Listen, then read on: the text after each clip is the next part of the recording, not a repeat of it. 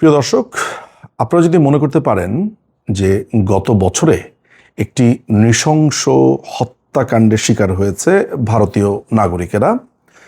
আপনারা জানেন যে কাশ্মীরে দ্য রেজিস্ট্যান্স ফ্রন্ট নামে, যেটা সবাই জানে যে লস্কর ই তৈয়বার আরেকটা সিস্টার কনসার্ন, তারা আপনার কাশ্মীরে হামলা করেছিল এবং ভারতের ২৬ জন নাগরিককে বা পর্যটককে বা সেখানকার স্থানীয় সহ যারা পর্যটক ছিলেন তাদেরকে হত্যা করেছে এবং প্রত্যেকের ধর্ম জিজ্ঞেস করে করে, যেখানে তারা হিন্দু ধর্মাবলম্বী পেয়েছে তাদেরকে খুন করেছে। এবং পাকিস্তান যে অংশটা কাশ্মীরের দখল করে রেখেছে পিওকে, সেখানে তারা এক ধরনের জঙ্গি ঘাঁটির মতো অবস্থা তৈরি করে রেখেছে, যেখানে ভারতকে তারা ক্রমাগতভাবেই নানানভাবে হুমকি দিয়ে আসছিল দীর্ঘ সময় ধরে নেওয়া হয় যে ভারতে এই পর্যন্ত যতবার পাকিস্তানের তরফ থেকে সন্ত্রাসী হামলা হয়েছে এবং অন্যান্য ক্ষেত্রে নানান ধরনের সমস্যার সম্মুখীন হতে হয়েছে, এই হামলাটি ছিল অন্যতম সিগনিফিক্যান্ট। এবং আপনারা নিশ্চয়ই এটাও মনে করতে পারেন যে এই হামলার পরে, অর্থাৎ গত বছরের এপ্রিলের এই ভয়াবহ পাকিস্তানের এই সন্ত্রাসী হামলার পর ভারত অপারেশন সিন্দুর চালু করে বা সেটার অপারেশনটা শুরু করে। আমার এখনও মনে আছে যে 7 মে এই অপারেশনটা হয়, কারণ সেই সময়টা আমার মনে আছে আমরা খুবই আতঙ্কিত ছিলাম। আমি ফ্লাইটে ছিলাম, আমরা ফ্লাইটে যারা ছিলাম সেদিন সবাই খুব আতঙ্কিত ছিলাম। যাই হোক, 1 বছর সেই অপারেশন সিন্দুর বলেন, সেই ভয়ঙ্কর জঙ্গি হামলা বলেন, সেটা চলে গেছে। তো এই হামলাটার কথা আমি আজকে কেন স্মরণ করছি, আজকে কেন আমি আপনাকে সেটা বলতে চাচ্ছি। আমার কাছে গত 3 দিন আগে একটি গোয়েন্দা রিপোর্ট এসেছে।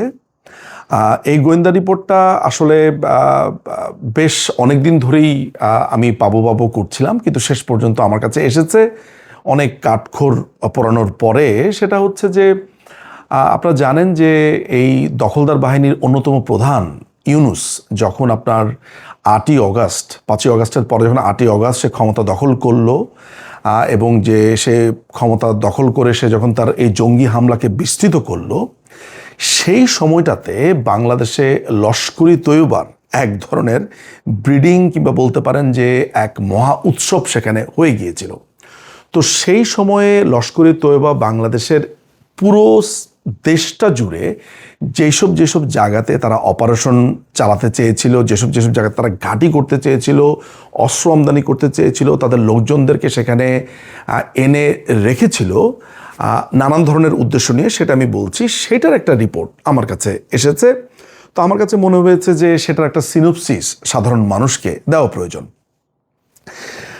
ওই রিপোর্টটাতে আমি যা দেখতে পাই সেটার কিছু সামারি আমি করেছি। বাট আগে এটা জেনে রাখেন যে ভারত যখন 7ই মেতে এই পাকিস্তানের জঙ্গিদের উপরে আক্রমণ করে, যে আপনারা নিশ্চয়ই জানেন যে তৎকালীন পাকিস্তানের যে সেনাপ্রধান আসিম মনির প্রকাশ্যে বলেছে যে এই আক্রমণে তাদের মদত রয়েছে এবং লস্কর ই তৈয়বা যে পাকিস্তানের স্টেট ফান্ডেড একটি সন্ত্রাসী গোষ্ঠী এবং দ্য রেজিস্ট্যান্স ফ্রন্ট TRF যাদেরকে বলা হয়, যারা এই অ্যাটাকটা করেছে বলে দুইবার তারা নিজেরা সেটার ঘোষণা দিয়েছে, এদেরই প্রায় 5 জন সন্ত্রাসীকে ভারত সেই সময় হত্যা করে তাদের অপারেশনের মাধ্যমে। তাদের মধ্যে রয়েছে মুদাসির খাদিয়ান খাস ওরফে আবু জুন্দাল, নামগুলো খুবই অদ্ভুত, হাফিজ মোহাম্মদ জামিল, মোহাম্মদ ইউসুফ আজহার, খালিদ আবু আকাসা,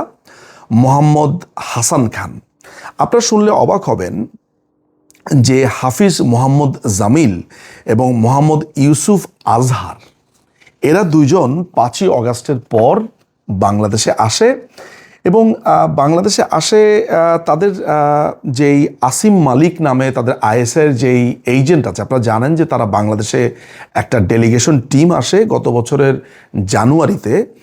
রিপোর্ট বলছে যে ভারতের আক্রমণে যেই লস্কর ই তৈয়বার যেই 2 জন সন্ত্রাসী মৃত্যুবরণ করে, সেই 2 জন বাংলাদেশের সাতক্ষীরাতে তারা এসে সেই জায়গাটাকে তারা রেকি করে। অর্থাৎ ভারতের সীমান্তবর্তী অঞ্চলগুলোতে, বিশেষ করে পঞ্চগড়, তেঁতুলিয়া, রংপুর, আপনার যে বাংলাবান্ধা, সাতক্ষীরা, আরেকটা ব্রাহ্মণবাড়িয়া এবং নারায়ণগঞ্জে তারা বেশ ভালো রকমের চেষ্টা করে যে এইখানে এক ধরনের ঘাঁটি তৈরি করবার জন্য। এবং সেই সময় এই ঘাঁটি তৈরি করবার জন্য আপনারা শুনলে অবাক হবেন, তৎকালীন সময় কোয়ার্টার মাস্টার জেনারেল হয়েছে বাংলাদেশ সেনাবাহিনীর ফয়জুর রহমান। সে প্রবলভাবে এই ঘাঁটি তৈরি করবার জন্য সব ধরনের ফ্যাসিলিটি বলেন, যেটা বলেন সেটা সে করবার চেষ্টা করা হয়েছিল। এবং ফয়জুর রহমানকে তখন সমর্থন দেয়, এখন সম্ভবত কিউএমজি হিসেবে আছে, lieutenant general SM Kamrul Hasan. এই লোকটি সেনাবাহিনীর ফয়জুরকে তখন আসলে ফয়েল করা হয় এবং কামরুল হাসান এবং ফয়জুরের একটা জুটি হয় এবং বাংলাদেশের বিভিন্ন ইনফ্যান্ট্রি ডিভিশনের যারা প্রধান GOC তাদের বেশ কয়েকজনকে নিয়ে তারা গোপন বৈঠক করে, যেটা আমি আসলে বলবো যে সেটা বিভিন্ন দেশের বা একটি সুনির্দিষ্ট দেশের গোয়েন্দা প্রতিবেদনে তখন বাংলাদেশ সেনাবাহিনীর প্রধানের কাছে এই তথ্যগুলো আসে এবং নানানভাবেই সেই কুচেষ্টা ফয়েল করা হয়। এখন সেনাবাহিনীর প্রধান ওয়াকারুজ্জামানকে সরিয়ে দেওয়ার চেষ্টা ভালো হয়েছে না খারাপ হয়েছে সেই আলোচনাতে আমি যাব না। ব্যক্তিগতভাবে ওয়াকারুজ্জামানকে আমি একটা বেইমানের বাচ্চা বলে মনে করি, বেইমান দ্য গ্রেট বলে মনে করি, আমি সেই আলোচনাতে আমি যাব না। কিন্তু দর্শকদের এটা জানাবার অধিকার রয়েছে যে ওয়াকারুজ্জামানকে সরিয়ে দেওয়ার প্রচেষ্টা হয়েছিল, যেটার ডিটেইল রিপোর্টটা আমার কাছে এসে পৌঁছেছে। আমি দেখতে পাচ্ছি সেখানে ফয়জুর রহমান এবং কামরুল হাসানের সমন্বয়ে এই চেষ্টাটা করা হয়েছিল এবং ISIর যিনি প্রধান আসিম মালিক বাংলাদেশে এসেছিলেন, তার কয়েকটা ডেলিগেট, তার ডেলিগেশন টিম নিয়ে, এবং কামরুল হাসান তার ঠিক এক সপ্তাহ আগে পাকিস্তানে গিয়ে এই ডেলিগেশন টিমের সাথে দেখা করে। এবং আমি আরেকটা তথ্য এখানে দেখতে পাচ্ছি, সেটা হচ্ছে যে একটা এক্সিসের কথা এই রিপোর্টে বলা হচ্ছে, সেটা হচ্ছে CPT এক্সিস একটা জোট, এটা একটা অলিখিত জোট, সেটা হচ্ছে যে চায়না, পাকিস্তান এবং টার্কি। ইন্টারেস্টিং ব্যাপার হচ্ছে পাকিস্তান নিজেই খেতে পায় না, সৌদি আরবে গিয়ে ভিক্ষা করে, তাদের লোকজন হায়ারে গিয়ে হজের নামে তারা ভিক্ষা করে। তারা বাংলাদেশকে অদ্ভুতভাবে বেশ কিছু অত্যাধুনিক ট্যাঙ্ক দিতে চেয়েছিল এবং সেই আলোচনা তারা করেছিল তাদের যে প্রকিউর টিম, তাদের সেই টিমের সাথে। এবং এইটার ক্ষেত্রেও আমি দেখতে পাচ্ছি যে ফয়জুর রহমান এবং কামরুল হাসান এখানে একটা বড় ধরনের ভূমিকা রেখেছিল এবং ওয়াকারুজ্জামানকে তারা কোনো ধরনের রিপোর্ট দেয়নি। এটা দিয়ে সিনিয়র আর্মি অফিসারদের মধ্যে এক ধরনের অসন্তোষ তখন তৈরি হয়েছিল।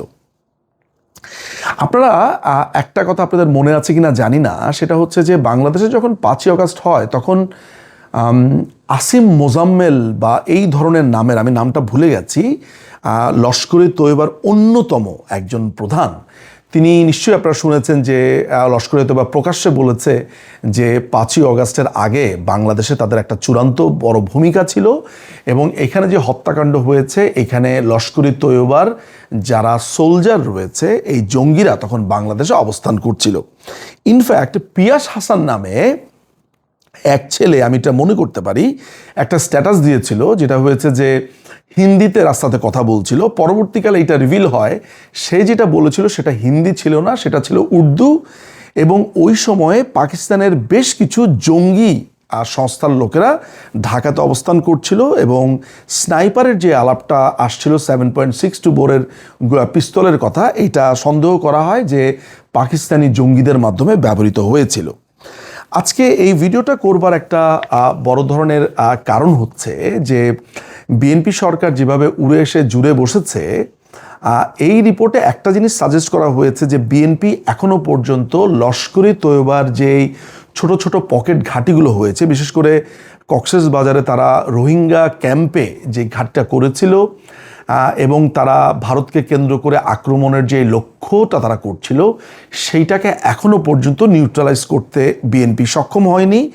বাংলাদেশে এখনও ISIর সেই ঘাঁটিগুলো বা তাদের সেই সময়ের যেই ইকুইপমেন্ট এবং তাদের যেই পুরো পরিকল্পনাটা, সেটা এখনও পর্যন্ত রয়ে গেছে।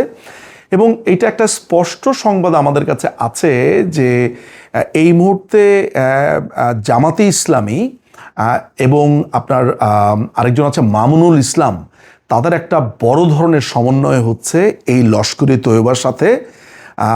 এই বিএনপির এগেনস্টে তারা এক ধরনের কাজ করছে, বা তারা বলা যেতে পারে পেছনে তারা এক ধরনের প্রস্তুতি নিচ্ছে, যেটা তারা আওয়ামী লীগের পেছনেও গত প্রায় 10 বছর ধরে প্রস্তুতি নিয়েছে। মোটামুটি তারা একটা ধারণা করছে যে বিএনপিকে তারা উইদিন 1 ইয়ারের ভেতরে তারা ফেলে দিতে পারবে, এবং তারা এক ধরনের টাইম লাইনও লক্ষ্য করে আগাচ্ছে, যেটা পাকিস্তানের লস্করি তৈয়বার মাধ্যমে। কারণ পাকিস্তান মনে করছে যে ভারত কোনো না কোনোভাবে বিএনপিকে সাহায্য করছে, এটা তাদের একটা ধারণা। রিপোর্টে অনেক কিছুর মধ্যে আরেকটা ইন্টারেস্টিং ঘটনা যেটা আছে সেটা হচ্ছে যে এরই মধ্যে ফেব্রুয়ারিতে যখন তারা ক্ষমতায় আসলো, বিএনপি ক্ষমতা নিল আসলে, তো তারপরেও আপনার আবু উবাইদা নামে লস্করি তৈয়বার, এটা ছদ্মনাম হতে পারে, আরও একজন নেতা ছদ্মবেশে বাংলাদেশে আসে।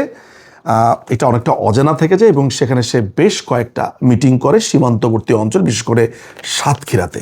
সুতরাং আমার কাছে মনে হয় যে সাধারণ মানুষের কাছে এই জিনিসগুলো জানানোটা খুবই প্রয়োজন ছিল।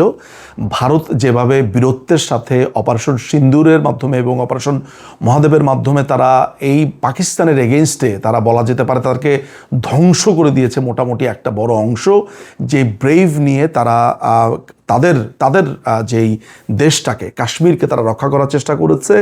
এবং পাকিস্তান যে অংশটা দখল করে রেখেছে কাশ্মীরের, সেই অংশ থেকে পাকিস্তান যেভাবে অপারেশন বা সন্ত্রাসী কার্যক্রমগুলো চালাচ্ছে, যেভাবে ব্রেইভারি তারা দেখিয়েছে, আমি জানি না যে বাংলাদেশ সেনাবাহিনীর পক্ষে এটি সম্ভব কিনা যে বাংলাদেশে লস্করি তৈয়বার যে ঘাঁটি গড়ে উঠেছে সেটিকে ফয়েল করার।